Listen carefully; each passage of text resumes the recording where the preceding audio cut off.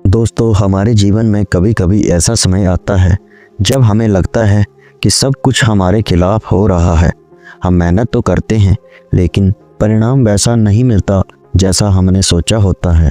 कई बार हम भगवान से शिकायत करने लगते हैं कि उन्होंने हमारे साथ ही अन्याय क्यों किया, लेकिन असल में हर कठिनाई हमें एक नए और बेहतर अवसर की ओर ले जाने का संकेत दे रही होती है। यह कहानी भी एक ऐसे युवक की है जिसने जीवन में कठिनाइयों का सामना किया, लेकिन अंत में उसे एहसास हुआ कि भगवान की योजना हमेशा हमारे भले के लिए ही होती है। राजू एक मेहनती और ईमानदार युवक था। वह अपने पिता रामलाल के साथ एक छोटे से गांव में लकड़ी का व्यापार करता था। उनकी दुकान भले ही छोटी थी, लेकिन उनकी ईमानदारी और मेहनत के कारण उनका काम अच्छे से चल रहा था। गांव में उनके बनाए हुए फर्नीचर की अच्छी खासी मांग थी।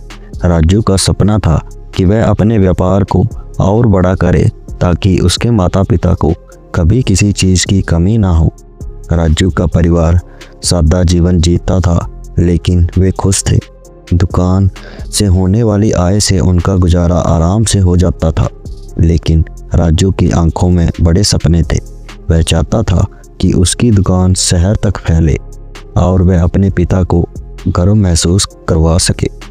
लेकिन दोस्तों, किस्मत को शायद कुछ और ही मंजूर था। एक दिन जब राजू अपनी दुकान में काम कर रहा था, अचानक बहुत तेज आंधी और बारिश शुरू हो गई। गांव के लोग अपने घरों में छिप गए। राजू और उसके पिता ने भी दुकान के अंदर ही रुकने का फैसला किया, लेकिन तभी बिजली कड़कने की तेज आवाज़ आई और अगले ही पल उनकी दुकान में आग लग गई।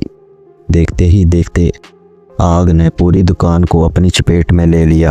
राजू और उसके पिता ने आग बुझाने की कोशिश बहुत की, लेकिन कुछ ही मिनटों में उनकी बरसों की मेहनत जलकर राख हो गई थी।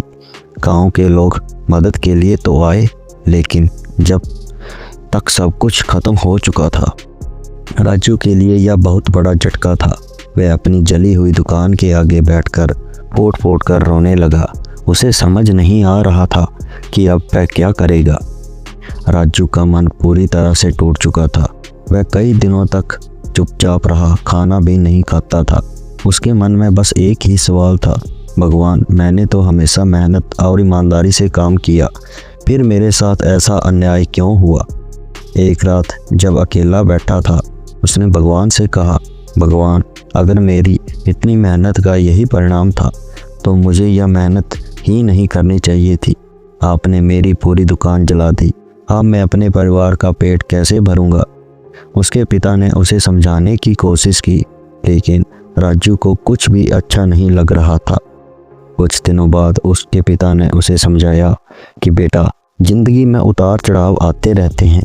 अगर हम हर कठिनाई से हार मान लें तो हम कभी आगे नहीं बढ़ पाएंगे। असली विजेता वही होता है जो गिरकर फिर से खड़ा हो जाता है। राजू ने धीरे धीरे हिम्मत जुटानी शुरू की, लेकिन उसके सामने सबसे बड़ा सवाल यह था कि अब वह क्या करेगा।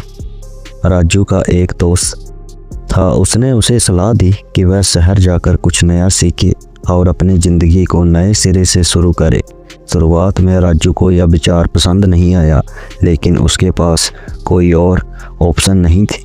वह शहर चला गया और वहाँ पर एक फर्नीचर की दुकान पर काम सीखने लगा। शुरुआत में उसे संघर्ष करना पड़ रहा था। कभी ग्राहक नहीं मिलते थे तो कभी पैसे पूरे नहीं मिलते थे। कई बार उसे लगता कि वह गलत फैसला लेकर यहाँ आया हुआ है, लेकिन फिर भी उसने हार नहीं मानी।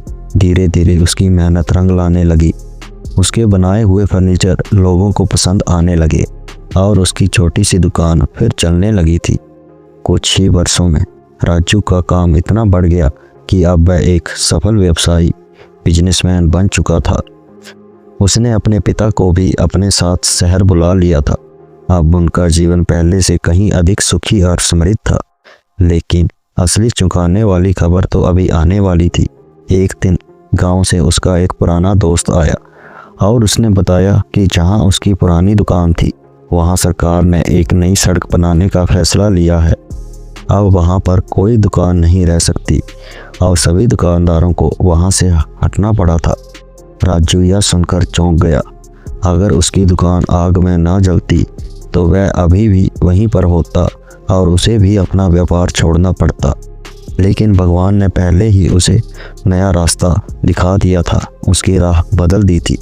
अगर उसकी दुकान नहीं जली होती तो वह कभी शहर नहीं जाता, नया काम नहीं सीखता और इतना बड़ा व्यवसाय नहीं खड़ा कर पाता।